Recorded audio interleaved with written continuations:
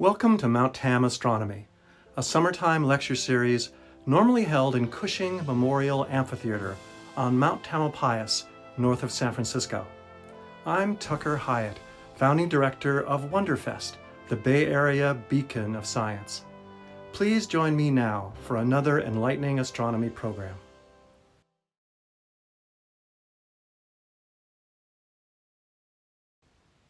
The age of astrobiology has begun. We have a whole solar system and a galaxy of star-warmed worlds beyond to explore for life. How do we look for life here and way out there? How will we know it when we find it? Our exploration begins at Earth. We must apply what we are learning about our amazing home planet to our search for life beyond. Now, Dr. Penny Boston, former director of NASA's Astrobiology Institute, presents Astrobiology Under Our Feet and Out to the Stars. Hi everybody, my name is Penny Boston and I am a scientist at NASA Ames Research Center in Moffett Field, California.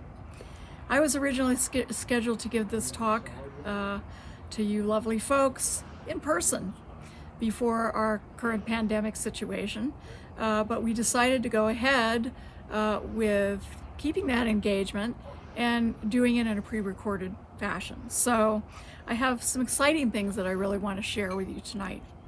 The title of my talk is Astrobiology Under Our Feet and Out to the Stars.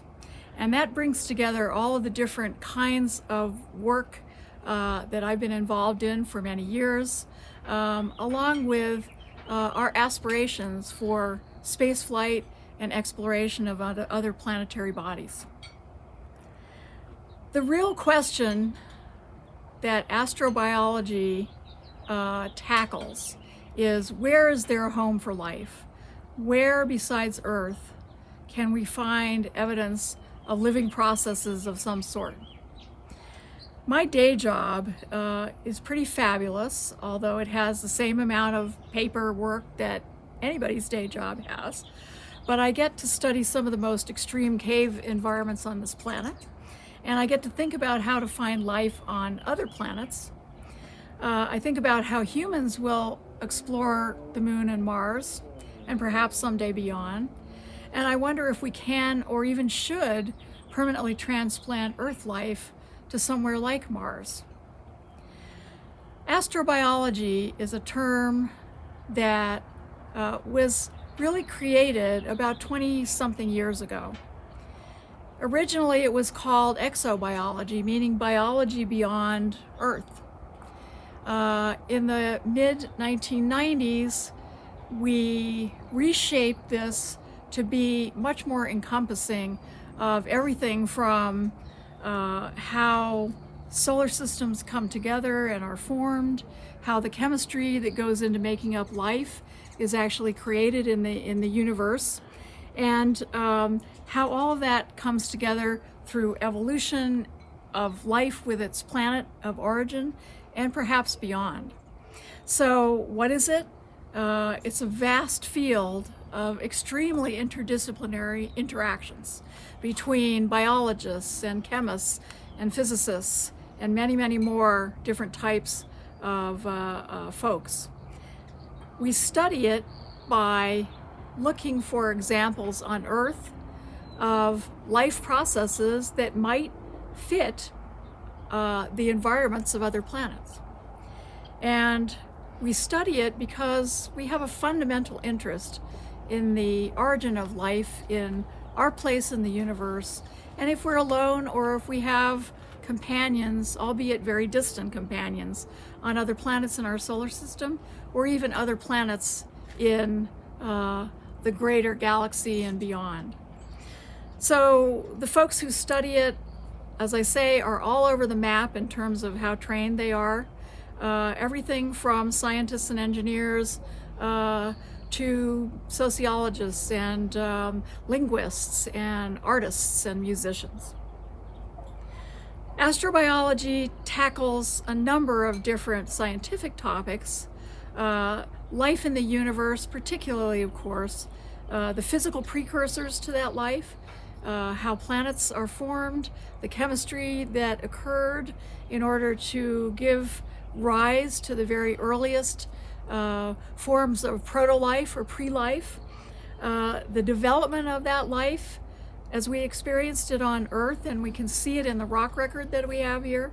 How does life persist in spite of the fact that we know that our planet has been through many, many different epochs that were much more hostile to life at intervals than other times? What is the probability that life will occur on any given planet in any given system? And what is the ultimate fate of that life in a solar system? And where is it? Where do we look for it? This causes us to dig into the very fundamental essence of the nature of life. Most of us who work in this field, and philosophers of science and others who are interested, have our own operational definition.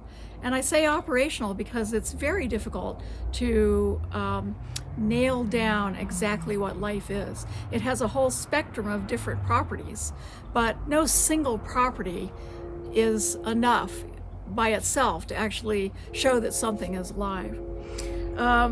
We think about alternative chemistries. Could other life be made in a very different way than we're made here on our planet? What is the nature of intelligence, and how does intelligence arise? Are we the first creatures to rise to the level of intelligence that we possess? Or has this happened before in the history of our planet and we just don't know about it? And what about intelligence elsewhere in the galaxy? Some very science fiction-y concepts have even been advanced and explored in a rigorous scientific way, as well as we can do, considering we don't have any examples of this. And this consists of the idea of energy rather than matter maybe existing in some lifelike form. We don't know, but it's important to keep our imaginations open. And so one of the most critical things to think about when we're trying to shape how we go about doing the tasks that we have is to realize that it's very, very difficult. We're trying to almost write a field guide to unknown organisms that we don't even know exist.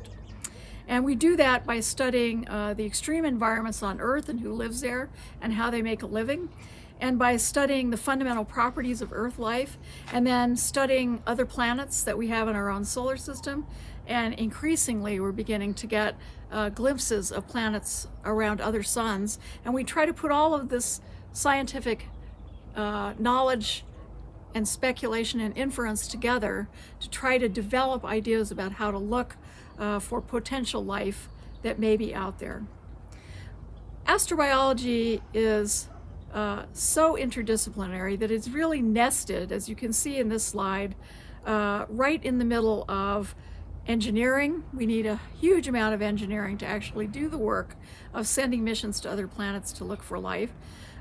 It's nested within astronomy because of the emphasis on the planets that are homes for life, and the extreme environments that I mentioned before, but also this entire spectrum of other disciplines in science and engineering. And so all of that comes together to enable us to tackle these topics. Why is life hard to find? Why haven't we found it yet?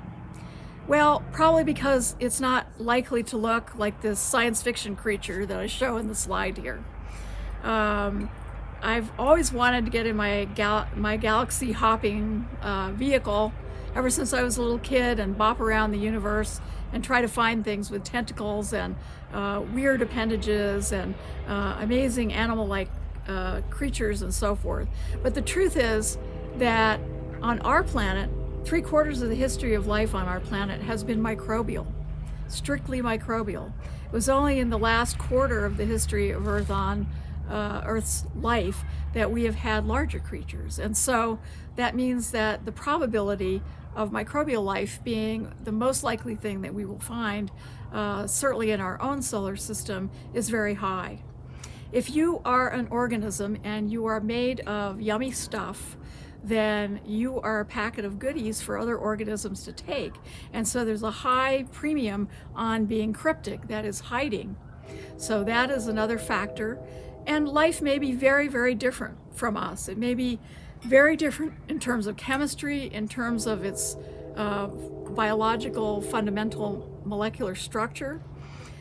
Even the size scale may be different. We have rules of thumb on Earth where we are knowledgeable about organisms of different sizes. We say, oh, bacteria are maybe in the 1 micrometer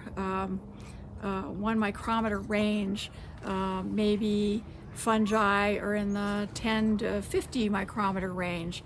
Viruses are just maybe 50 nanometers or in that range. And so we have these rules of thumb on Earth, but this may be very different on other planets, and we don't know that. So we have to be wary and keep our eyes open for that. The speed of activity of life could be very, very fast. It could be very, very slow. We have examples of both of those here on our planet. And so we also have to be aware of that variable. And the location of life on another planet could be radically different. So for example, in the case of Mars, or under the ice sheet in the oceans on Europa, a moon of Jupiter, it could be that all of the life on those bodies is in the subsurface rather than on the surface. So we are guided by our limited experience, and part of our job is to expand that experience. How did I personally wind up in big holes in the ground? I was not a recreational caver. I got into the whole issue of going into Earth's subsurface really as a byproduct of the fact that I was an astrobiologist, exobiologist, geomicrobiologist. And the other factor really is that there are too many sciences that appealed to me. So when I was young, I was told, well, you know, you've got to stick to one thing, otherwise people won't take you seriously. Well, the secret is that astrobiology is the perfect place for people who love more than one science, because this is a place where all of those sciences come together.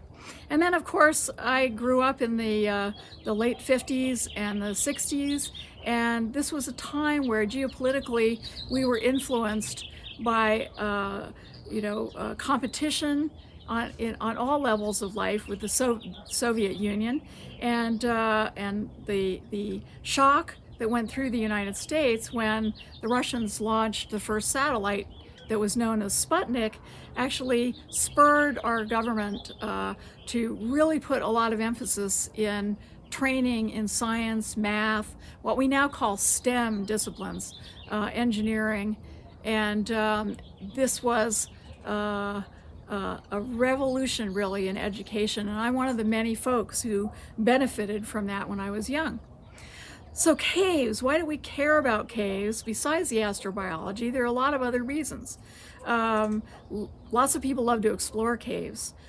Caves give you a unique view on the geology of the rock units and the geographical areas in which they occur around the world. They're actually windows into the subsurface where we can see much more about the hydrology, that is the movement of water, the storage of water. We can see all sorts of mineralogical phenomena that occur. And so this is a wonderful place to apply your trade if you're an earth scientist. Of course, cave biology and microbiology are where a lot of my efforts have revolved around. Many other colleagues who study everything from cave fish to tiny microbes, and astrobiology, as I've mentioned, but also paleontology, that is the remains of animals and plants from prior epochs are beautifully stored in caves, and the same is true for human remains and artifacts, and that brings in archaeology.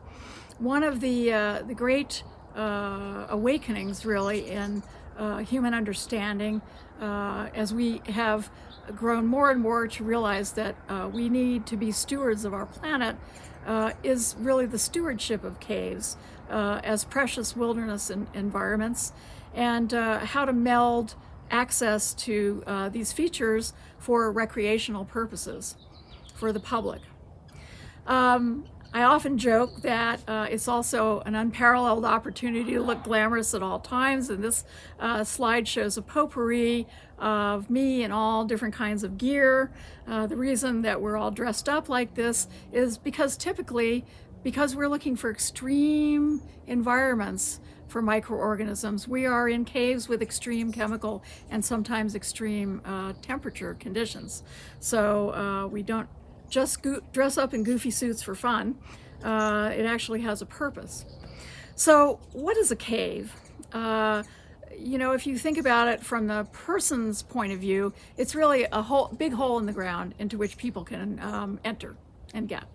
This is sort of the average caver's view of it, and it's one of the blessings of being able to get into caves is that we can access places that otherwise we would not be able to easily access. But if you're a much smaller creature like a salamander or some other small thing like a small invertebrate, then it's really a hole in the ground that's big enough to provide habitat of some sort. If you're a microbe, your needs are even smaller, both physically and in terms of what you need. So even pore spaces in sandstones and things of that sort can provide habitat space and interconnections so that fluids and gases and even the microbes themselves can actually travel between those tiny spaces. One of the critical things to understand is that we have at least 300,000 known caves in the world, but that is a very small proportion, and of the caves that actually exist, most of which do not have natural entrances. So they are big or small or medium or tiny cavities underneath the surface of the ground, and they are caves that you only discover if you happen to accidentally dig into them. Sometimes this happens in the process of mining activities. Sometimes it happens in the process of road building or some other kinds of excavation. And so what this shows is that the subsurface world of caves on Earth is really quite a vast area of wilderness. So cave environments themselves are quite different from the surface.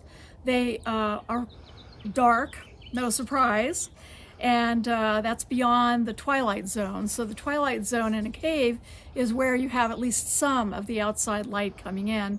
The image here shows Lechuguilla Cave in New Mexico, the entrance drop, and you can see rain coming in there while the sun is shining. It's a beautiful image. And so rapidly, though, you get out of the zone where photons, where light can actually penetrate.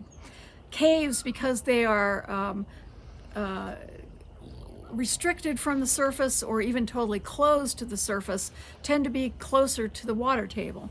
And so therefore they often, in most cases, have very, very high humidities, approaching 99 to 100%.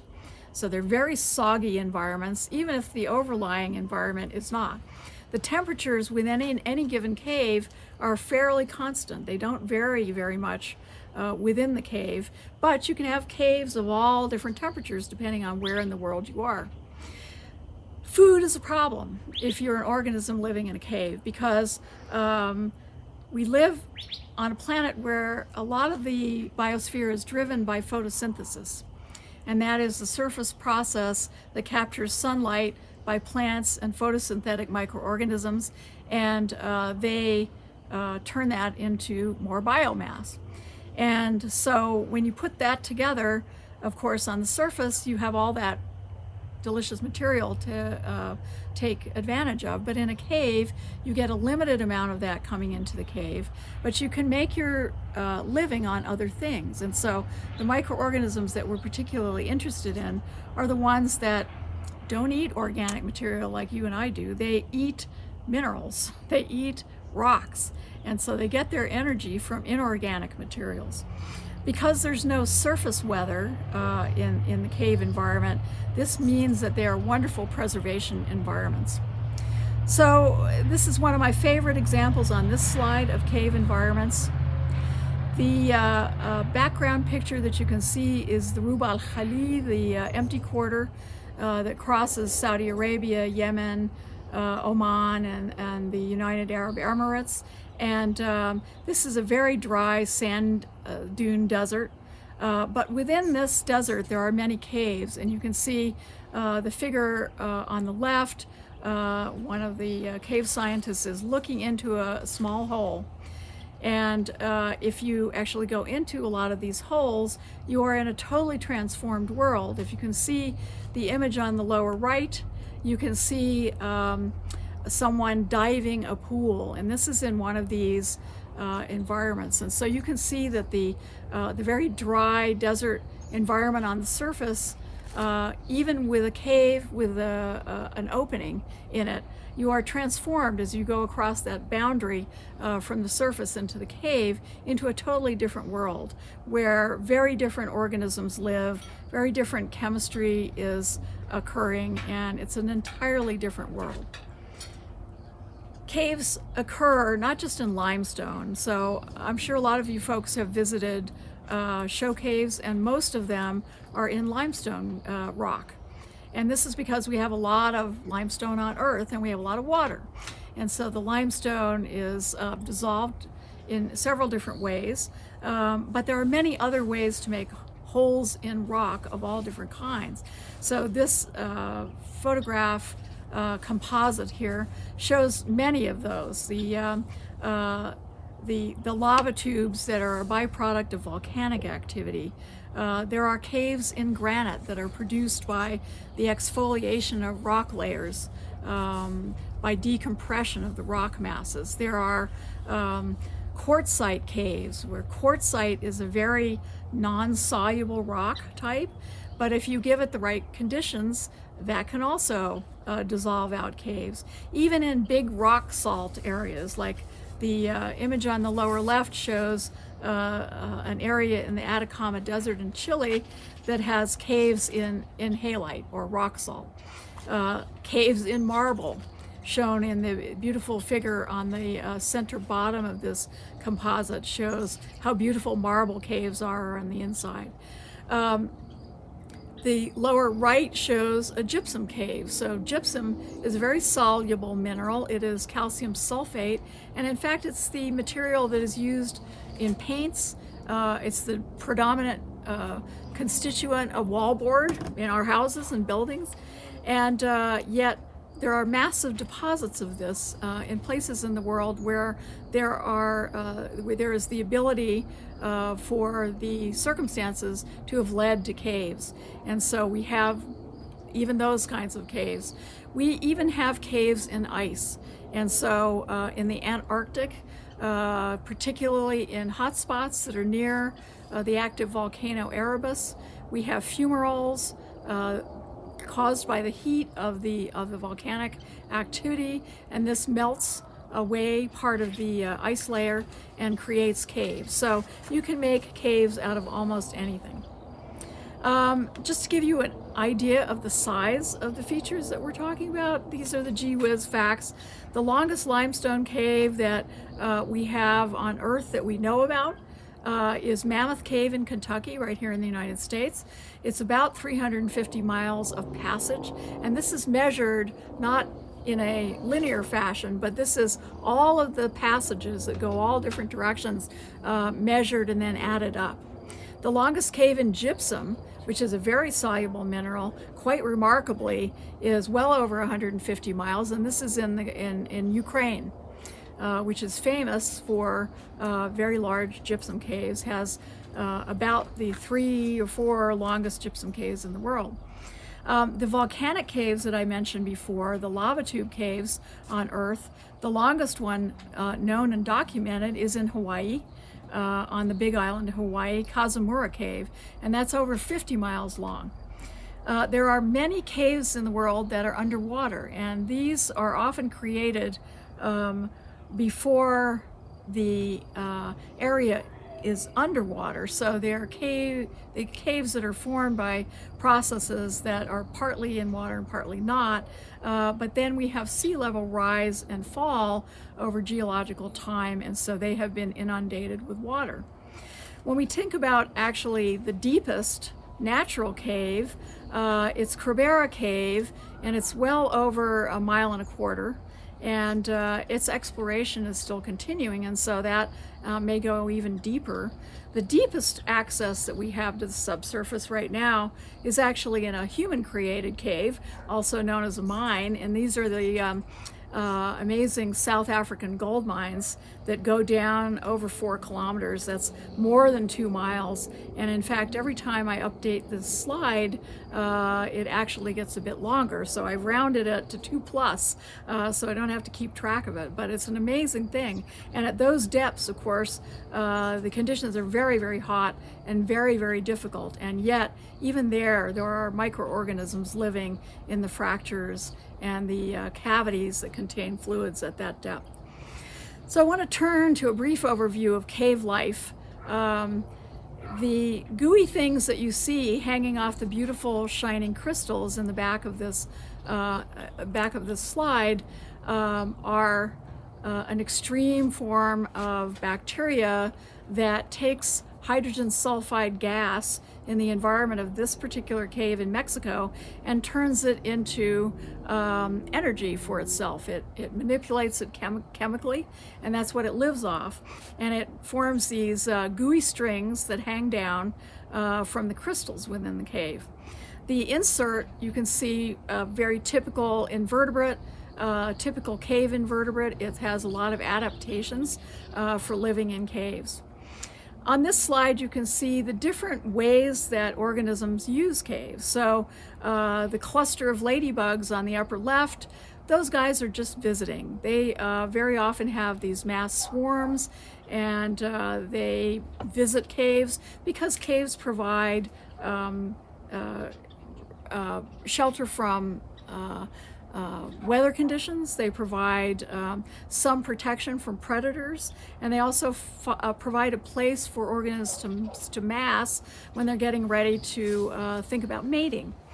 There are organisms that just make the cave their home base, but they go and scavenge for food or hunt food on the outside, and this includes the cave cricket that you can see in the upper right, with very, very, very long antennae and very, very long legs, so that they can use the sense of touch to navigate through the cave. You can see in the lower right the bat, one of many, many species of bats that use caves as home base. They use caves as nursery environments, and they also, in cold climates, use them as a way to see out the winter. It then becomes what we call a hibernaculum, or a place for winter survival.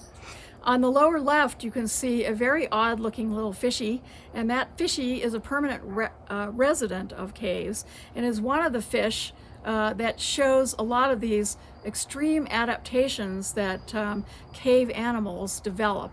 That is, it's lost its pigmentation, it has no functional eyes, it has very sensitive fins and skin and sensors within its skin, and it is permanently in the cave. It does not leave for any reason. I want to discuss a little bit about adaptation here with my tale of 3 millipedes. So we know that animals on the surface use their color to signal different things or to hide themselves. So the millipede on the left is a bright red, and it's advertising that it's a poisonous creature. And it's saying to predators, don't eat me because you'll get a mouthful of nasty stuff. The millipede in the center is on a very gray, metallic looking rock, and the millipede herself is actually a very shiny gray color. And so she's blending in with this background of her environment. But the one on the right, this millipede on the right, shows those same adaptations that I was just mentioning. She's in the dark, so she doesn't need her pigment, and it costs metabolic energy to make pigment, so she saves energy by not doing that. She has very long antennae compared to other millipedes on the surface, and she also has no functional eyes. So she's a perfect example of how you would develop if you wanted to live in a cave permanently. One of the things that I have to mention is that the subsurface is very precious, but it is one of the least protected of any wilderness types. And this comes from a long history of people not really understanding caves. They've been used to throw sewage and junk, and they have been the targets of, in some cases, massive vandalism. They can collect pollutants that are released on the surface. And this is a very bad thing. Not only do we want to preserve the caves, but caves and groundwater are very often inextricably bound. And that means that in places where we get our potable and drinkable water from the ground, from groundwater, we are potentially seeing the effect of polluting our own water supplies. And so caves have very practical uses and very aspirational and artistic and precious wilderness values as well, and they deserve protection. This image, set of images, shows some of the amazing cave formations that we find. And I'm sure that you're all familiar with the common cave structures that we find called stalactites and stalagmites. As far as we can tell, those are essentially mineral processes. They're chemical processes that are produced. But because of this unique relationship of microorganisms within the subsurface and their ability to gain energy in an environment that doesn't have a lot of what we would consider conventional food, they interact with the minerals in their environment. And so that microbial and mineral interaction produces spectacular structures. You can see one of my cave colleagues on the left is actually sampling what looks like white mud or something of the sort, but this is called moon milk, and this is a product of the activity of microorganisms and the organic acids that they produce as a byproduct of their living processes that actually alters the chemistry and the form of the bedrock into this fluffy mineral.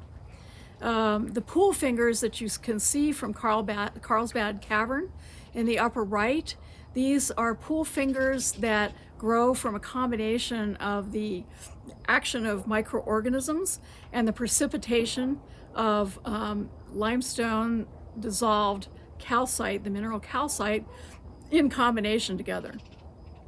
Even what we call cave pearls, which are these exquisite spherical objects that we find loose within what are called cave pearl nests in caves, are a combination of the action of dripping water, just as you would have producing a stalactite or a stalagmite, but it's combined with the physical and chemical properties of microorganisms in the environment to actually produce these unique shapes. I want to talk for just a moment about biominerals, because this is a relatively new insight that has come out of the work of colleagues like Bob Hazen and his team, who first called our attention within the scientific community to the fact that, in Bob's scheme of things, he and his colleagues identified the fact that we have essentially 12 primitive minerals in the early solar system, and we see those well represented in a lot of the small bodies like asteroids and so forth that we have in our solar system. But if we look at Earth, we have at least 4,400 known minerals on Earth today that are described, and their chemical structures are known, and they've all been given names, and new ones are being found all the time. And if you look at the conditions that produce these, that we think produce these, about 1,500 of those 4,400 are due to the presence of the fact that we have liquid water on our planet, and we also have tectonic processes that are always churning our surface material, the crust of our planet, and altering things. But the rest, if you subtract the 1,500 from the 4,400, that almost 3,000 minerals are due to the presence of life, either directly by microbial action or indirectly from alterations in the chemistry of the planet by the life that lives there. We know that there are many minerals that are found only in caves because they have very unique environmental conditions, and some are found in only one cave in the world. So if you're a mineral collector or very, very interested in minerals, caves are your friend. I want to talk now to the organisms that I've been mentioning, this idea of extremophiles. Extremophiles on Earth are organisms that we believe live in an environment that has a lot of challenges. So, trying to decide what an extremophile is, we have to sort out our attitudes towards that, because there are places on Earth that we as humans find very uncomfortable, but the organisms are completely at home. And so what does extremophile really mean? On Earth, life is everywhere, and particularly microbial life. And so if you just cast a glance on these images, you can see that obviously we are covered in microorganisms. They are our friends for the most part. They protect us. They are our partners in the ecosystem that is each one of us. We think of ourselves as individuals, but in biological terms, every one of us is inhabited inside and out through our entire gut and throughout our surface with organisms that cooperate with us, conduct many processes that we need, convert some materials into useful vitamins that we can't make ourselves. And so we are thoroughly microbial ourselves. In fact, we know that only 1/10 of the cells that make us up are actually our own human cells. And they are bigger cells than bacteria, but the bacteria are far more numerous. And so 90% by number of all the cells that are on you and in you and that are you are actually microbial. But we find these microorganisms not just on us, but we find them even in what we at one time would have thought were unlikely places. This is a few examples of the many places. So a methane biofilm on rock in a water environment. Microorganisms are highly involved in metal corrosion. So it's not just a chemical process on Earth. Everywhere you find metal rusting, for example, anything containing iron on Earth has got a microbial component where the microbes are helping that rust take place. We've even found organisms in nuclear plant cooling towers and found organisms that are incredibly resistant to ionizing radiation. There are many organisms that deal with what we would consider toxic metals like arsenic, and you can see that picture there. This is representative of a whole suite of microbes that can actually use these toxic metal containing minerals for energy, or they detoxify them in some way, so they have many ways that they interact with them.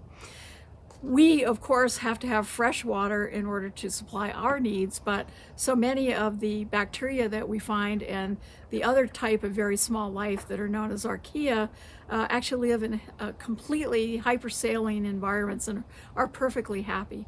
And of course, in the realm of temperature, we have organisms at very cold temperatures, or we have them in places like the deep sea hydrothermal vents, which are very, very hot. So what is an extreme environment? This background image shows myself and two of my longtime caving scientist colleagues in a sulfuric acid cave in Tabasco in Mexico. This is one that we've studied for well over 20 years now. And it is an extreme environment for humans. We can't breathe the air without assistance for the most part. But if you look in there, it's absolutely covered with life. And so for the organisms that live there, it's actually home sweet home. Now that isn't to say that there aren't real challenges even for those organisms. And so this is a very acidic environment in this particular case. So there are real extreme physical and chemical limits to life that make something truly extreme. But one of the things that makes a connection directly to the astrobiology is that the extreme conditions on Earth, as we define them, might be average planetary conditions on other bodies in our solar system and beyond. So that makes a relatively fluid concept of what constitutes extremes. And we look at those in order to try to understand how organisms could make a living on planets where the average conditions are very different from ours. This next slide shows a potpourri of some of the amazing ways that microbes are visible to the naked eye in the cave environments. So individually they're small, but in these environments they very often occur in very large patches that include the microorganisms themselves and things that they are doing to transform the minerals. And so you can see these red patches from Lechuguilla cave. You can see the Sudan mine features that contain all kinds of organisms that are oxidizing iron compounds because it's a big iron mine. You can see in the upper right hand image all this drippy stuff that I showed you before coming from that acidic cave in Mexico. In the lower left you can see what looks like a stalagmite, a sticky uppy as we call it, very dark in color with a very black cap. And this happens to be organisms that make their living partly off oxidizing manganese materials. And that entire speleothem, as we call it, that entire formation is growing on a miner's jacket. So we know exactly when that miner's jacket was left there because it was when the mine closed in 1962. And so in that period of time, this entire formation has been created by microorganisms working on the minerals. The beautiful blue examples with my colleague standing there for scale, and then the up-close image on the right that shows what looks like a tiny blue stalactite. Those are all the transformations of copper minerals by microorganisms. In this potpourri, you can see once again the colleague who is examining that white fluffy material that I mentioned before, but directly to the right of that you can see all of this red and black and sort of blue-black material. This is all another way that microorganisms use iron to make a living and leave that fingerprint of minerals in a cave environment. The image on the lower right shows what look like silvery white patches, and these are a group of bacteria known as actinobacteria, and these are quite extraordinary creatures. They're very common in our soils. They're very common in caves, and in fact, when you get that beautiful smell from soils as they start to reawaken in spring, that comes in many cases from the compounds that these actinobacteria are giving off. The central two lower images are electron micrographs showing some of the amazing forms of the individual organisms that go into making up some of these formations. So we can see them in their individual form, and then we can also see them with these macroscopically visible deposits. When we talk about conspicuous subsurface life, as we see in this next image, these are all images from lavatube caves around the world. These are provided by different colleagues who have done work in Hawaii, in the Azorean Islands, in Oregon, in New Mexico, in California, and all of those colorful patches are also microorganisms. And so when you look at them, in many cases it's very hard to tell that they're actually live. They look like mineral deposits. But my friend and colleague Diana Northup has coined the term microbes that masquerade as minerals, and this is a perfect example of that capability. One of the other things that microbes can do is organize themselves in space in a way that lets us know that they're there. And we call this biopatterning. This slide shows all different kinds of biopatterning at all different scales. And so all of those wiggly hieroglyphic patterns that you see on the rock walls at different scales are all microbial deposits where the microbes are growing. They're trapping particles from the fluid. They're getting nutrients out of some of those. They're also producing minerals while they're growing.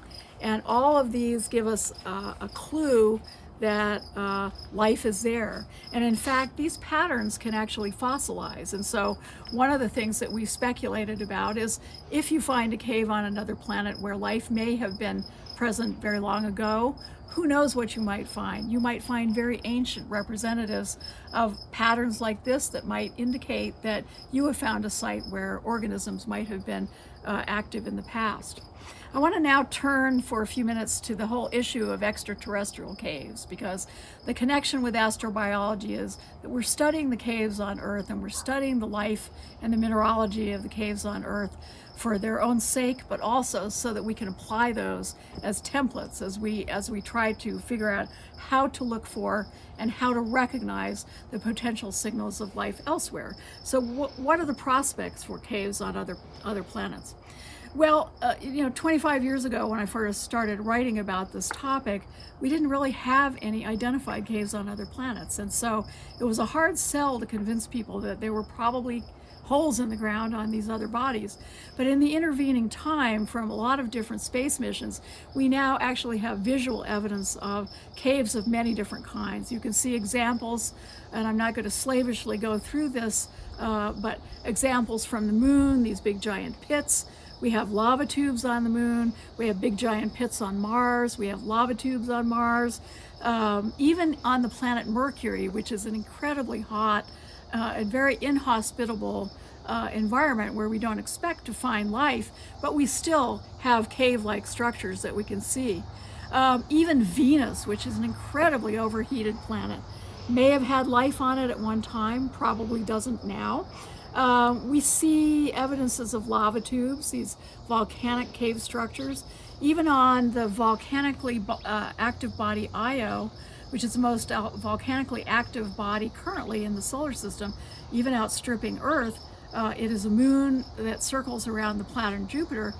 And even there, we see the active formation of these types of caves. And so those types of caves are quite common, we think, in the solar system.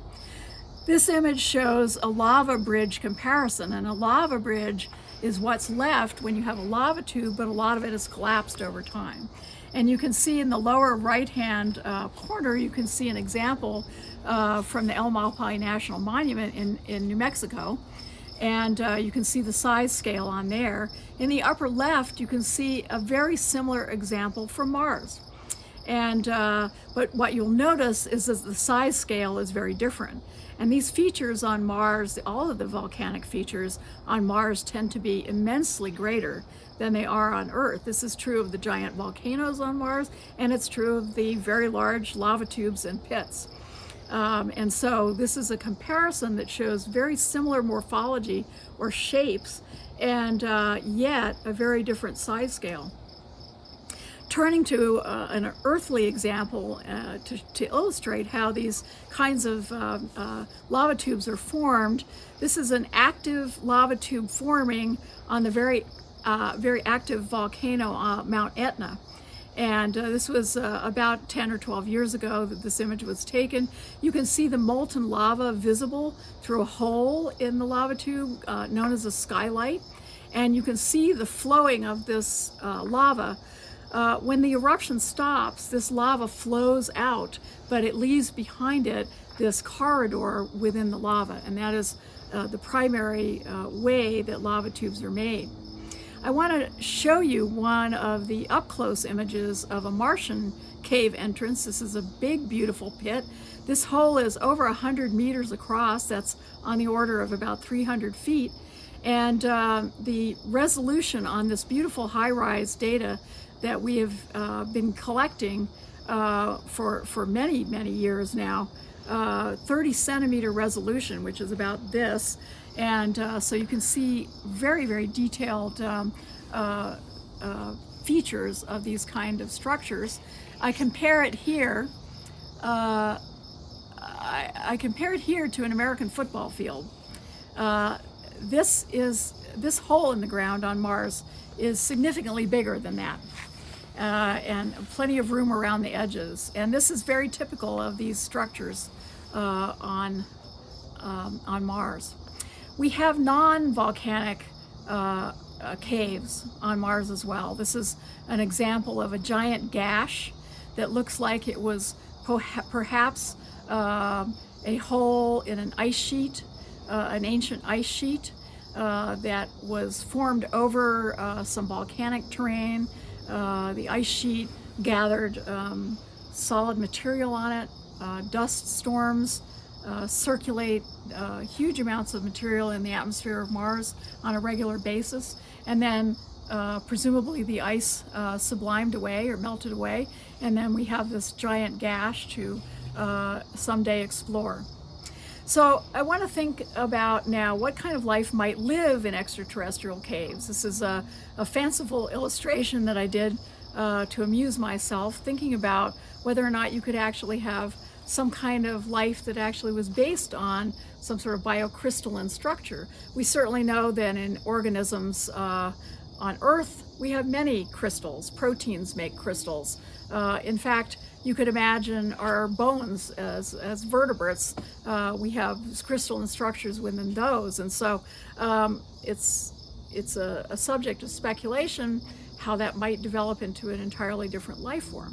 But getting down to the actual evidence that we have in hand that can allow us to try to infer what we might find, it's unclear how we actually go about it. But we know from our work in the field that we have to interrogate, that is, we have to look at very different size scales.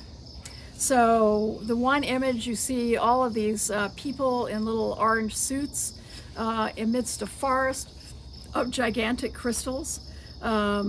This is the Naica system in Chihuahua in Mexico.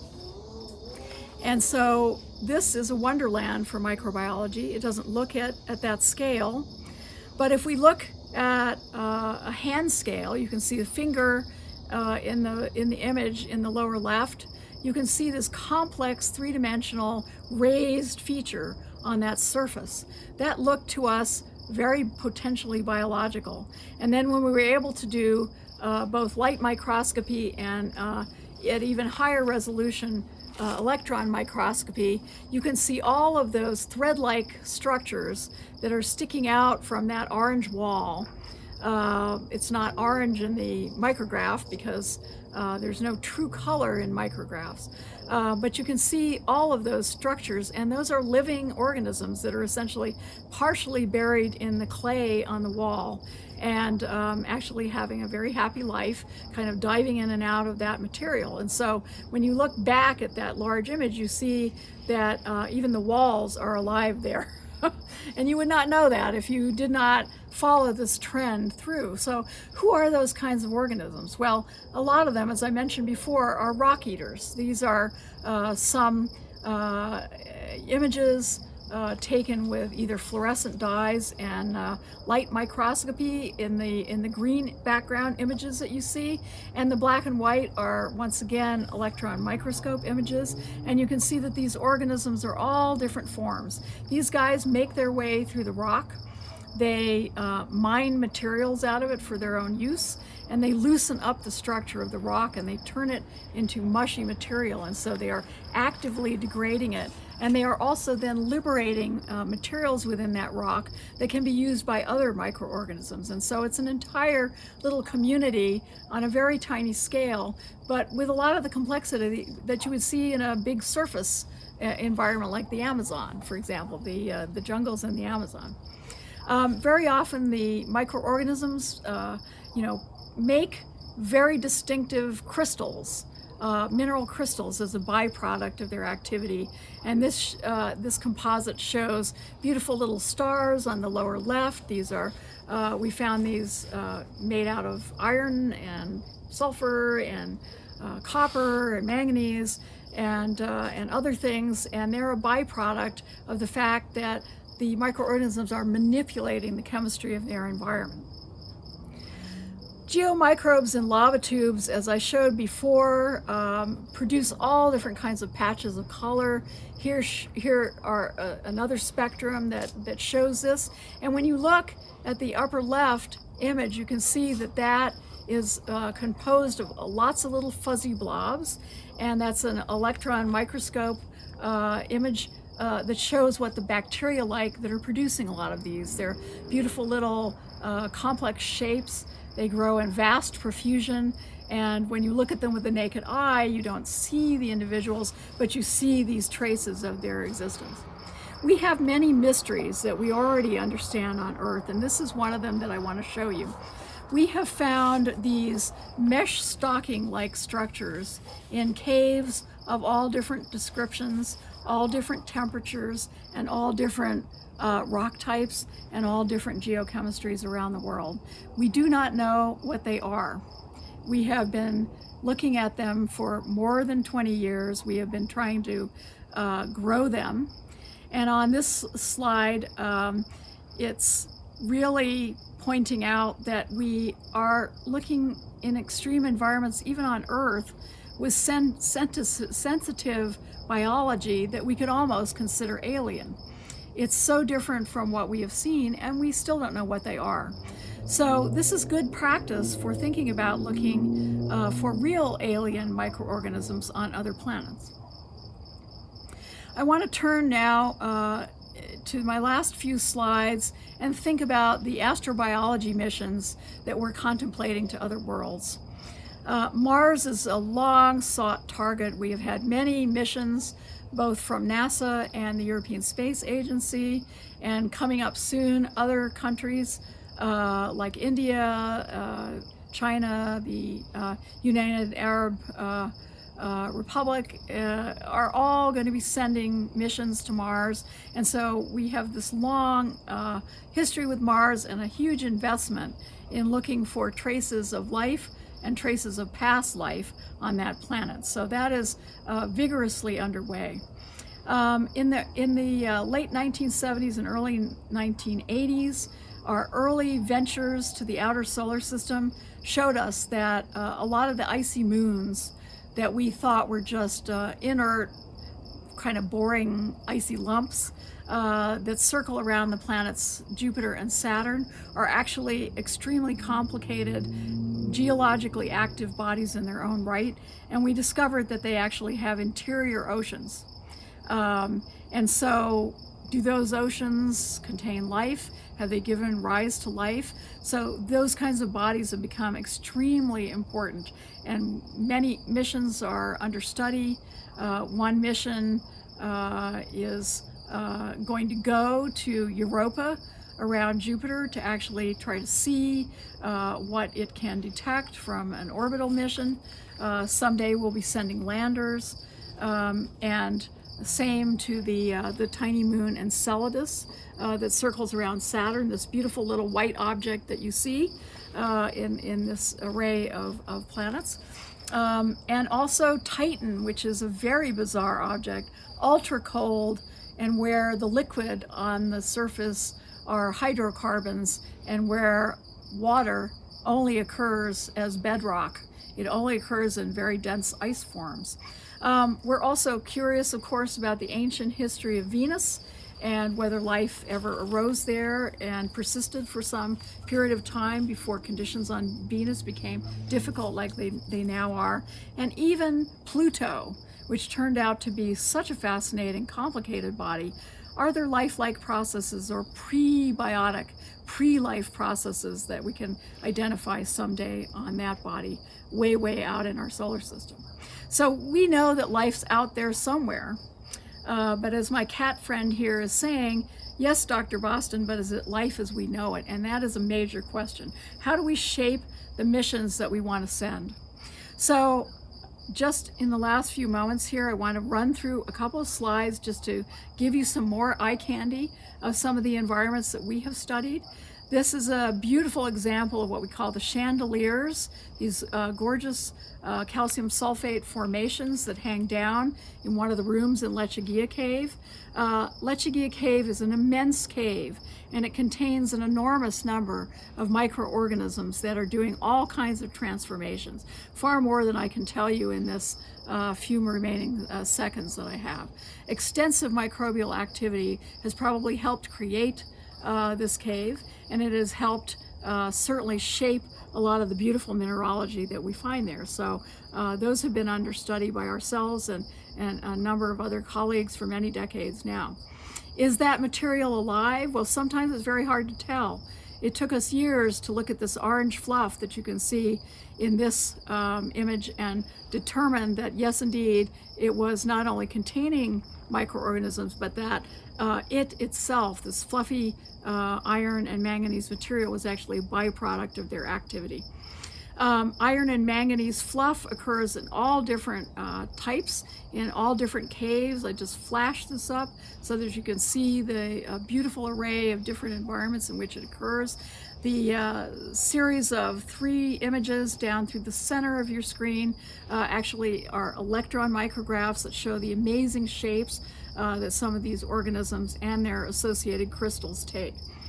The sulfuric acid cave that I mentioned before, it's because it has the availability of the hydrogen sulfide gas. That is the engine, not sunlight. That is the engine for the biological activity in this extraordinary environment. And so one might imagine the presence of such gases perhaps being emitted on the bottom of some of those oceans in the icy moons that I mentioned before. This would be a way to chemically understand how a biosystem could actually exist in those kinds of ocean interior environments that have never seen and never will see the sun. This image that I showed before when I first was shown it, examples from this cave in Chihuahua in Mexico, I thought it was a Photoshop hoax. And you know, because cavers can be jokey kind of people, and I thought, oh yeah, it's a joke. But it turned out to be real, and we have studied it. Not easy to study. It's an exceedingly hot system, and yet what I showed you before and what I'm showing you here, all these thread-like microorganisms sticking out of the walls. There are both live organisms that can be regrown, even from holes, little pockets within the giant crystals themselves. So it's a wonderland. So there are many things for us to look for. We're still at the beginning of this great human adventure. In astrobiology, we think of it not in terms of necessarily our own lifetimes, but really think of it as a multi-generational enterprise that is going to go on long beyond the lifetimes of those of us who are senior, even beyond the lifetimes of those who are very new to the field, our students and graduate students, and even the children who are studying things in school now. So it is a vast, complex way to understand the life in our universe and where it is, and we're tremendously excited about it. In my heart of hearts, what I secretly hope we find is something like Baby Yoda, but I'm willing to settle for tiny microorganisms or even geological remains that look like the activities of microorganisms in the past. So with that, I will close, and thank you very much, and wish you all well, and take care in this era of the COVID pandemic. I hope you enjoyed watching Astrobiology Under Our Feet and Out to the Stars with Dr. Penny Boston of NASA Ames Research Center. These programs are produced by Mount Tam Astronomy in collaboration with the Friends of Mount Tam, with the San Francisco Amateur Astronomers, and with Wonderfest, the Bay Area beacon of science. The programs are free and open to all. Mount Tam Astronomy is organized by Tinka Ross, and this video was produced by John Navas. To attend a live program, followed by live telescope viewing of the night sky, or for a list of upcoming Astronomy Nights programs, visit our website at mounttamastronomy.org. For Mount Tam Astronomy, I'm Tucker Hiatt.